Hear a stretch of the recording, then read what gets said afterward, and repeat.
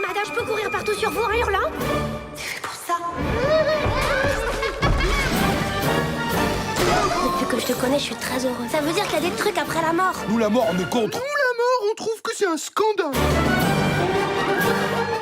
C'est l'histoire d'un petit garçon dont les parents sont morts, qui va rencontrer un petit vampire dont les parents sont morts vivants. Et c'est rien d'autre que ça. C'est une manière de mettre en perspective l'expérience réelle de la disparition d'un être cher et l'expérience fantasmagorique du fantôme, du revenant, du tout ça. C'est un monde très optimiste par rapport au nôtre, puisque c'est un monde où les fantômes parlent.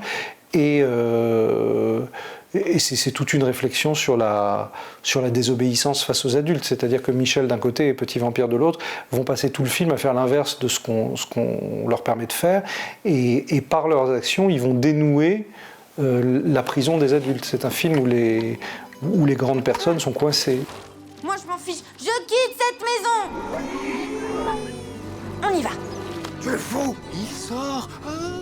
Moi, j'ai une grande confiance dans mes jeunes spectateurs, peut-être parce que j'interviens beaucoup en milieu scolaire depuis très longtemps, peut-être parce que je suis en édition jeunesse depuis très longtemps aussi, donc si je les heurte pas, ça m'intéresse pas. J'ai besoin d'être au niveau où ça grésille un peu dans le cerveau, mais évidemment, je souhaite pas un rejet, évidemment, je souhaite pas les choquer, mais je crois avoir une conscience assez juste de la crête de vague jusqu'où on peut aller pour que les gamins ne s'ennuient pas. Je crois que c'est un film de cinéphile parce que, évidemment, quand j'étais petit, j'étais dingue de films d'horreur, de films fantastiques, et j'ai essayé de mettre toutes ces références-là, pas pour qu'elles emmerdent les gamins, mais pour que les parents les comprennent. Donc, par exemple, mes monstres, ils ont un ciné-club. Tous les soirs, ils vont voir des films de la Hammer au cinéma. Frankenstein et le monstre de l'enfer.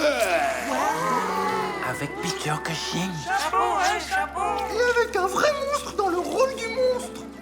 Je suis dessinateur depuis toujours, même depuis avant que ce soit un métier, et je suis dessinateur pour raconter des histoires. Donc dès que j'ai pu, j'ai publié des bandes dessinées, et ensuite, grâce au dessin, j'ai essaimé vers les romans et vers le cinéma. Mais enfin, quand je fais des romans ou quand je fais des films, ce sont des films de dessinateurs et des romans de dessinateurs.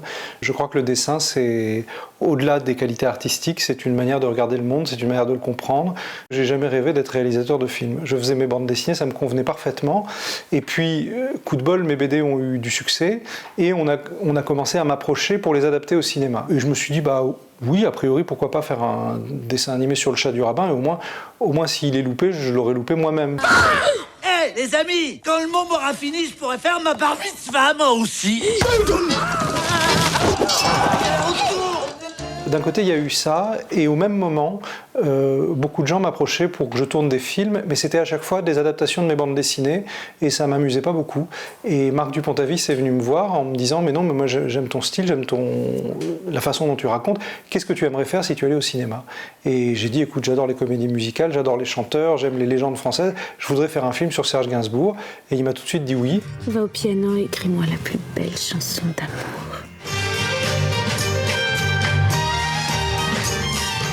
Le chemin vers l'animation, il est extrêmement difficile pour moi parce que tout ce que je sais sur le dessin de bande dessinée, sur le dessin d'après nature, sur le dessin morphologique que j'ai appris aux Beaux-Arts de Paris, il faut que je le désapprenne pour aller en animation.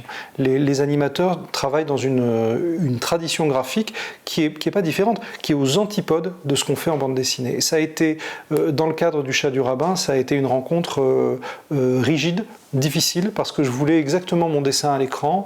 Et là, sur Petit Vampire, ça a été une approche complètement différente, parce que d'abord j'ai eu des animateurs beaucoup plus jeunes, et ensuite je les ai laissés me bousculer.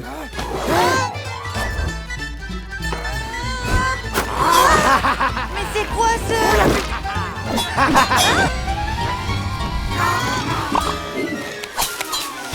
Je savais que sur Petit Vampire, je souhaitais que mes personnages soient adaptés, qu'ils soient un petit peu différents de ce qu'on voit dans les bandes dessinées. Ça nécessitait une topologie plus réaliste dans les décors. Ça nécessitait des personnages beaucoup plus dynamiques que mes personnages habituels. Donc j'ai rencontré des gens formidables qui viennent d'un monde très différent du mien. Et on a passé 6 ans de production à beaucoup se dire non. Dire non, je veux faire ça, non, on fait pas comme ça, non, on fait pas comme ça. Et je suis ravi du résultat, justement parce que j'aurais pas été capable de le faire tout seul.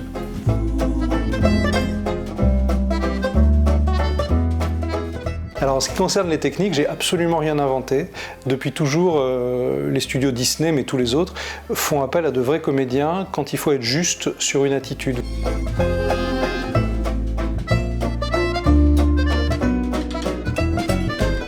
demande à des comédiens ou des cascadeurs d'effectuer une prestation de jeu ou prestation physique.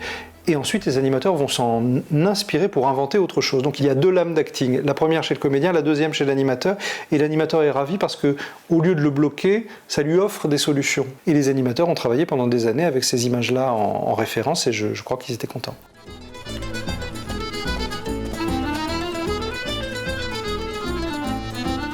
En cinéma et en animation, j'avais pas encore trouvé un véhicule pour emmener toutes sortes de projets en même temps, les faire se répondre. C'est pourquoi on a créé un studio avec Aton Soumage qui s'appelle Magical Society.